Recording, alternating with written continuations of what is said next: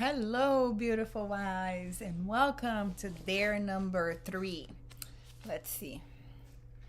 Yes, dare number 3. So, the respect dare 40 days to a deeper connection with God and your husband. And today we are on dare number 3. Sorry. Introspection, biblical wife. I love this devotional today because it talks about the fact that we're not all the same, right? What works for one person may not work for another person. And, we have different husbands, we have different lifestyles. Some of us are done raising kids, some of us are still raising kids, some of us have adult kids, some of us have little kids, some of us homeschool, some of us, get the kids ready, some of us cook at home every day, some of us buy food every day. So, it's all good. None of it is better than the other. It's just different, right? And I love that she addresses that. I love that the author addresses that because I believe that something that kills our joy in our marriage is comparison. Actually it kills our joy anywhere in life, right? But it kills our joy in marriage, like sometimes we think we're doing great until we hear, someone else and it's like, oh my gosh, my husband cooks every day. It's like, oh my gosh, my husband has never entered the kitchen. So, we begin to compare how the husbands are behaving or how our marriage is going, but in reality, none of it is the same. We are not the same, right? We're so unique. So it's not wise, it's not logical, it doesn't make sense, and I mean, comparison is just the killer of joy. But what I wanted to share with you all today about today's dare is that, I mentioned before, I've done this many times before, and not many, but a few, and last time I did it, I never got to the third one. I only got to the second one, and the time before that, I don't remember specifically when it was, but I did get to this one. So I have all of my answers written on the book in itself. And what was, how can I say, what was surprising, revelational, I don't even know what word to use, to me is that it almost feels like my answer is now, the answer that I would give to this personal assessment today, compared to the answers I had the last time I did it, which was probably in 2022, if I'm not mistaken. The answers I have today, it's almost like I took a step behind, and areas that I was confident before, I'm not confident anymore, and I began to feel like, what is going on, but then it gets to this part that says, so what about you? And the second question says, where do you think those feelings come from? And my answer was, what feelings? There are no feelings. So I realize now what I didn't realize then is that when I answered these questions, I had been emotionally disconnected, not just from my husband, but from myself, because of things I grew up with, because of trauma I had, and because, things, because of life, like we all go through life, right?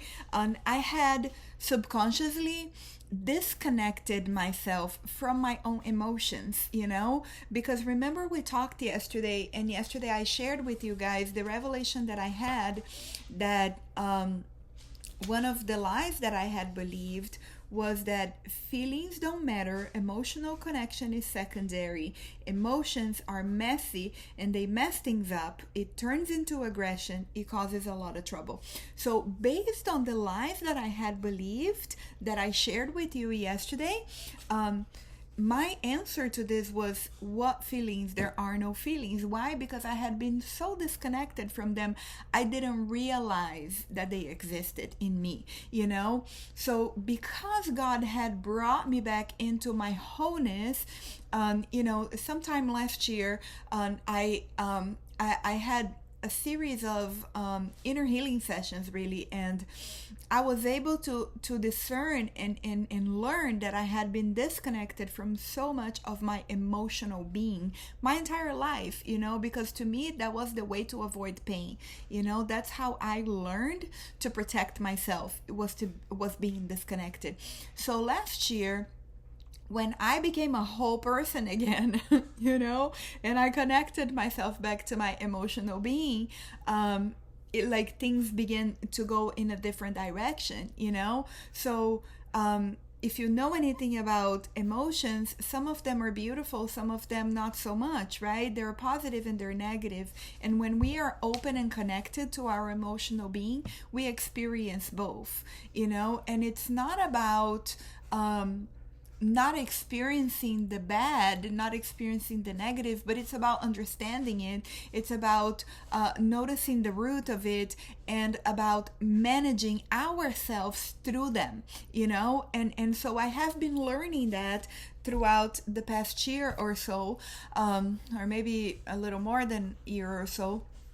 But my point is that it's not that I took a step back, my answers today compared to my answers in 2022, is that I took a step forward. I became a whole person. I connected with my emotional being again. And by doing that, I have experienced fear that I didn't have before. Or maybe I did, but I didn't know, like I wasn't like I had no connection with it. You know what I mean?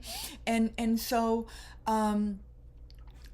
my point is that sometimes, like be honest with yourself in this personal assessment. You don't have to share with anybody, but be honest, be honest every single time that you're digging in to yourself, because what I realized today, looking at this from 3 years ago, is that it's not that I was not honest, is that I didn't know myself that well, in terms of emotionally, really, because I was disconnected from my emotional being, right? And a lot of times we go through situations that lead us to either believe a lie or disconnect from part of us that keep us from knowing ourselves really well, and to be fully loved, we have to be fully known and fully seen, right? By God, of course. He is our creator. He fully knows and fully sees us, but by ourselves, So I encourage you, besides all of this personal assessments, and besides that, the part, the exercise part that says, what about you? I encourage you to pray Psalms 139. Search me, O God, and know my heart. See if there is in me any way that causes pain, any way that it's not leading to you, and bring me back to the ways that lead me to eternal life. And this is a prayer that I have prayed very often, and I believe that much of the revelation that I have had about myself comes from praying this prayer, because if I don't fully know myself, then it's almost like I'm subconsciously hiding from myself. So if I'm hiding from myself, I'm hiding from others, and I can't receive their full love. Does that make sense? So once you're done with reading the devotional for the day, do your personal assessment. I encourage you to write on the book. That way, when you get to do it another time in the future, if you do, you have the answers there, and you can look back and you can compare, the same way that I just did now. So the personal assessment is about discipline. It's about household management, communication, confidence, and assurance. And then there is a part with the activity. So what about you? Okay, so once you're done with all that, pray that prayer, Psalm 139, and see what God brings up to you. See what He speaks to you. And I encourage you to do that. I love you all. Have an awesome day, and I will see you tomorrow for challenge number 4.